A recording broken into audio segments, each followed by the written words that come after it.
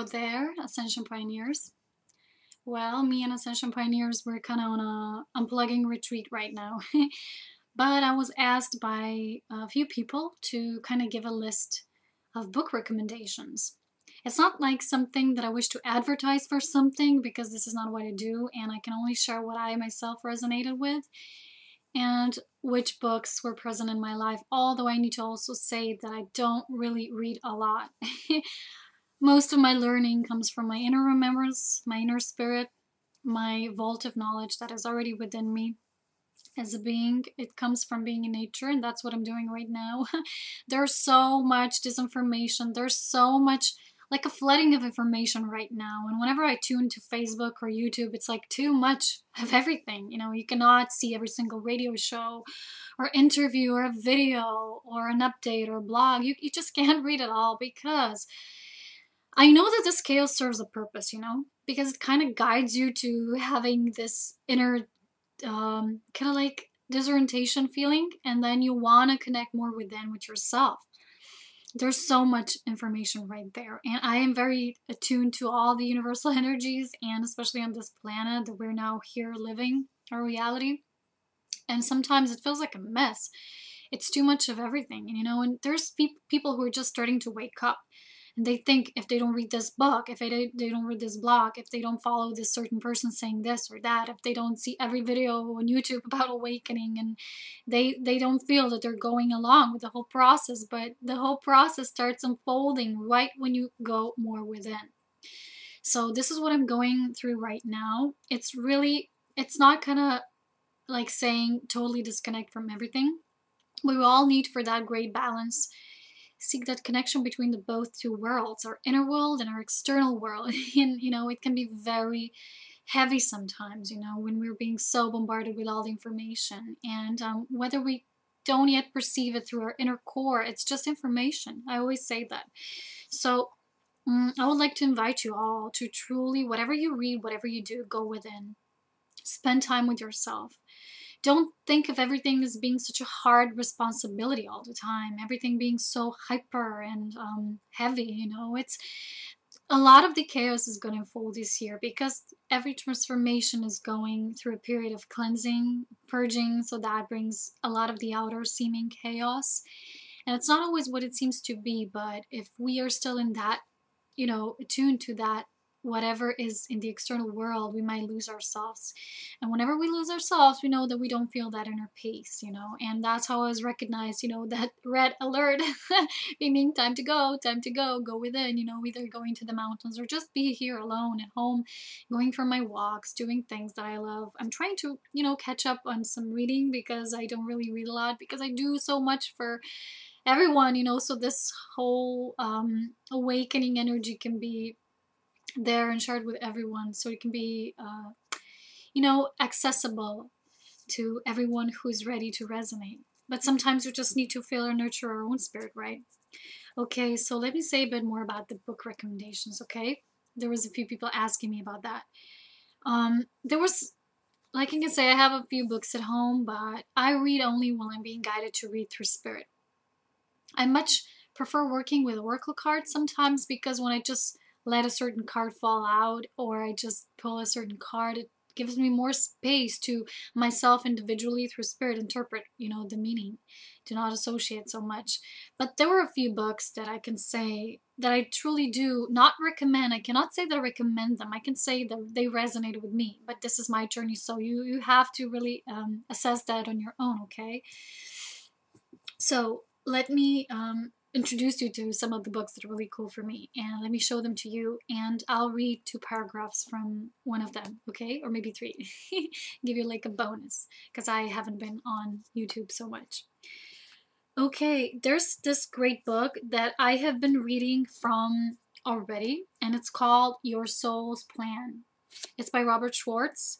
And this is a great book for all who want to open to the deeper truths of how everything is planned. And like the book says, it depends of the individual soul as to how evolved it is, whether how much this is planned, but it speaks of certain situations in our lives and how you can see this through deeper eyes of spirit, how we are bringing forth the energy, the knowing of spirit into this physical vessel, that we have this knowing that we have on the other side, that we also have it here, and that this offers greater understanding for our soul evolution and why we're here, why are certain things in our lives, what are they happening, that nothing is actually so apparent, as it seems sometimes. It is much deeper in the deeper truth. So it has a lot of the examples, for instance, describing the planning behind situations like death, losing a loved one, physical illness, like a disaster, like a accident, things like that. I'm just gonna read to you all a beautiful paragraph from it, speaking about the lessons. The book says here, while this time on Earth is fraught with difficulty and in many ways dark, the ability to take in spirituality, which has normally been hidden, is all-pervasive. It is much easier for the personality to learn spiritual truths this time because they're more widely spread. Well, sorry, my tongue gets tied sometimes. And it says here, with any lesson, it is one thing for you to learn, but it is like reading a book and keeping the information to yourself. Along with the book, the information is lost and it dies. What we souls learn, we teach others by being guardian angels and spirit guides for them. In the personality, what is learned must be left to others, but be it one person or a book that reaches the whole world. Yes, it truly is all about the assistance, all about service, being lovingly of service to others and to all life, and this book gives a lot of the examples for that. So I think it might assist a lot of the people who still have pain in their life, who's still trying to seek deeper understanding of why certain things and situations in their life, and truly does offer a lot of answers in a very generalized way. It doesn't really make such conclusions, and the guidance, the spirit communication here is very interesting, and I do resonate a lot with this book. Okay, this is one. The second, I would say that these were actually the books that I read. I rarely read such, compact books, but I read all three of those. These are so great. And these are all from Patricia Corey, and they're a trilogy, the Syrian Revelations trilogy. And the first one is The Cosmos of Soul. See, it's very beautiful. The second one is Atlantis Rising. This one was actually the one I read first. I didn't go in the exact kind of order that the books come in, but I got the whole picture. And this is the third one, No More Secrets, No More Lies. No More Lies, A Handbook to Starseed's Awakening. And I need to say that out of all three, but they're all brilliant. They're the only channel material that I read, because they're actually kind of material. Although it is channeled, it is presented in a very empowering way. It always says, it's always written in a way that actually really resonates with your soul. It really empowers you. It makes me remember who you are. It makes you really deeply understand who you are and why you're here. And I was really awakened while reading this book, No More Secrets, No More Lies. And this is like a true handbook to Starseed Awakening. It's not just about starseeds, it's about awakening to your purpose. When I was reading that, I had goosebumps all over me all the time. And when it speaks a lot about why we are here as those who are ascension guides. And I remembered who I am as well. And after that, starting this path that I embarked upon, you can already see how amazing it is if you just read the chapters. Like, the first part is Light Upon the Darkness, and the second part is called And the Veil Lifts, and it is more about, first part is more about all that is happening around the globe, all the manipulations, from pharmacy to the arms industry, to the media, everything. It opens your eyes to the food we eat, everything. And the second part is more about who we are as the light crew here assisting Gaia, and it's very beautiful. I'll just read you a couple of the chapters. Let There Be No More Secrets. Then you have The Seeding of Homo Sapiens. This is great. Raping the Nest. The Roots of Racism. Who Really Rules the Earth? Really? Disarming the Dark Forces. One World Order. Drugs and Arms. The Lies You Have Been Sold. Hidden Cameras and Secret Weapons in Space. Media Manipulation. Then you have Air, Water, and Food, Your Sustenance. In the second part, you have chapters like Shine the Wisdom, Let the Light. Past lives and simultaneous realities. This is very good explanations as well. That versus ascension. DNA and the crystalline waters of your being. 4 times Trinity, and this is about the DNA and the activation of our dormant DNA. Children of the Violet Oversoul. Yeah, these are the chapters. And I would like to read one beautiful part at the beginning when it describes the Starseed Project. It always resonates with me, and I can read it on and on, you know. I'll read you a bit, okay? Just because I'm such a nice person. Despite the waves of light ones who had retrograded back into physical reality, our elders realized that the balance was completely upset in your universe, that the light was dimming, and that there were far too few incarnate lightworkers to dramatically alter the vibrational pattern that was forming in three-dimensional space and re-establish the balance. It appeared that, without divine assistance, the realm you know as the universe would sink into abysmal darkness and finally reach extinction. A council was formed of angel warriors, Andromedans, ascended masters, luminaries from the 7th, 8th, and 9th dimensions, Syrian elders, and Pleiadian light emissaries to determine the most effective way to serve the light in those realms. They were circumspect, for they knew that by intervening they would be altering the karma of entire civilizations, forever tethered in the dynamics of material space. Together, they gave birth to the idea of seeding a super race of light beings who would go on to serve as monitor of the material universe, the new sentinels of light. That, dear ones, was your destiny. A call went out across the gossamer web, and word soon spread throughout the universe that such an experiment, the birthing of a race of light-bodied physical beings capable of anchoring the higher frequencies, was in the planning stages. The daring design born from their union was shared with lightworkers of those three-dimensional worlds in distress and the light ones of higher dimensions. Stepping ever so lightly over the boundary lines of universal law, the Council connected with leaders of many remote civilizations that they might join in. The replies were overwhelmingly, but not entirely, in favor of the Starseed Project.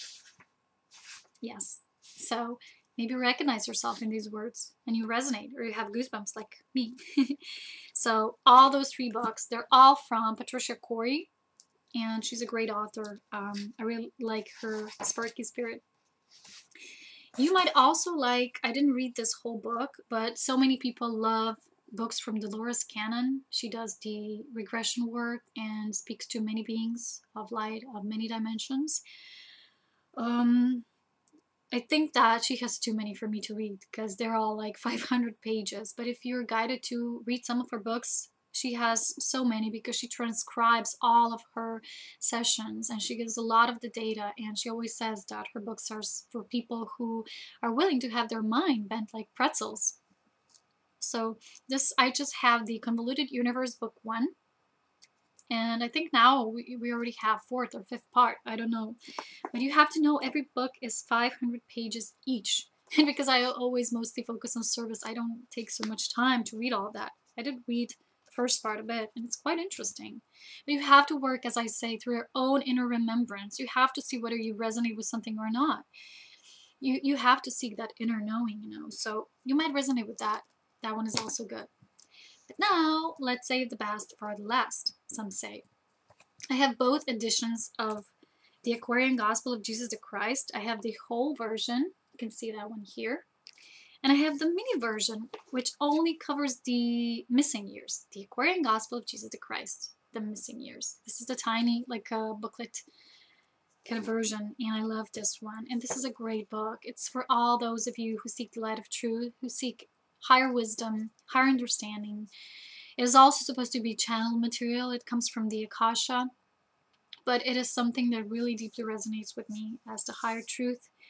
There's no, I mean, I always recognize such material within the way that is written and presented. You can, if you're in an opened, wise one, you will see whether it is written in a way to empower someone or take that power away from you. And it's very obvious, you know.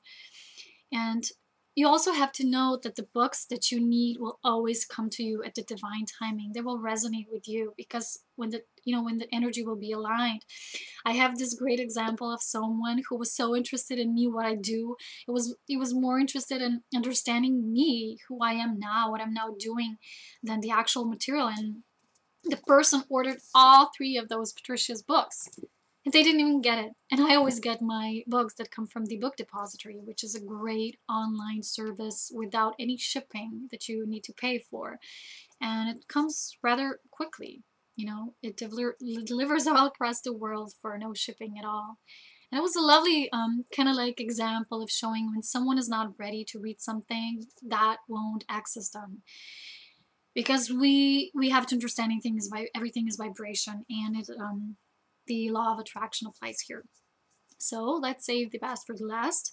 And as those of you who have been following me for a while, who have seen some of my videos, have seen me read already from the Gospel of Jesus, but at that time I didn't have that camera. You know, I had bad sound, so I'll try to read a short, I chose a really short one. It's about the truth and how Jesus explains it.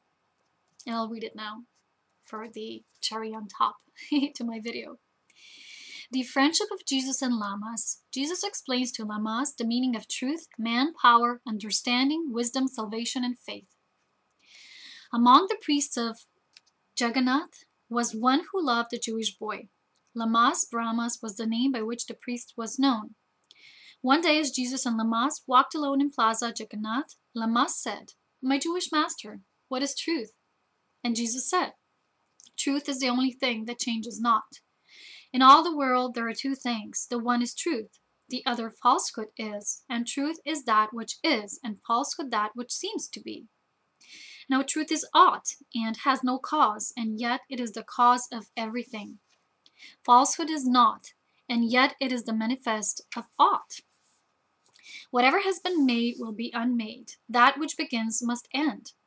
All things that can be seen by human eyes are manifests of aught and naught, and so must pass away. The things we see are but reflexes just appearing, while the ethers vibrate so and so, and when conditions change, they disappear.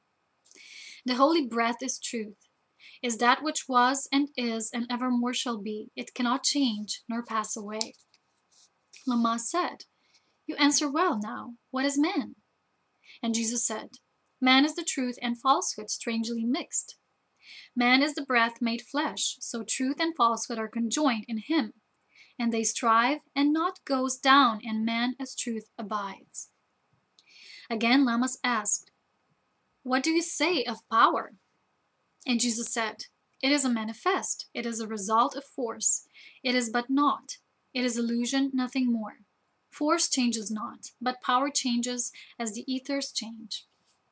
Force is the will of God and is omnipotent, and power is that will in manifest, directed by the breath. There is power in the winds, a power in the waves, a power in the lightning stroke, a power in the human arm, a power in the eye. The ethers caused their powers to be, and thought of Elohim, of angel, man, or other thinking thing, directs the force. When it has done its work, the power is no more. Again Lamas asked, of understanding, what have you to say? And Jesus said, "It is the rock on which man builds himself. It is the gnosis of the ought and of naught, of falsehood and of truth. It is the knowledge of the lower self, the sensing of the powers of man himself." And Lamas asked, "Of wisdom, what have you to say?" And Jesus said, "It is the consciousness that man is aught, that God and man are one. The naught is naught, that power is but illusion, that heaven and earth and hell are not above, around, below, but in, which is the light of aught becomes the naught, and God is all." Lamas asked, "Pray, what is faith?" And Jesus said, "Faith is the surety of the omnipotence of God and man, the certainty that man will reach the deific life. Salvation is a ladder reaching from the heart of man to heart of God. It has 3 steps. Belief is first, and this is what man thinks perhaps is truth. And faith is next, and this is what man knows is truth. Fruition is the last, and this is man himself, the truth. Belief is lost in faith, and in fruition is lost, and man is saved when he has reached deific life, when he and God are one, which they actually always and forever eternally are anyway. So thank you all for watching. keep resonating within your own self, within your own material that comes across to you. Always be, intuitive. Feel that inner voice that's, just sensing. You know, it doesn't always mean that if something comes to you, it's meant to come to you. Sometimes you have to be discerning and have to really feel if your heart is guided towards that or it's just the mind wanting to know something better. We don't need to understand everything to know it, because we have to understand only but the self. And when we do that, everything else just naturally is known to us by the self. So have a beautiful week. You also, seek within you if you need some uplegging as well, because it's so needed right now. And have a happy week ahead. Bye bye.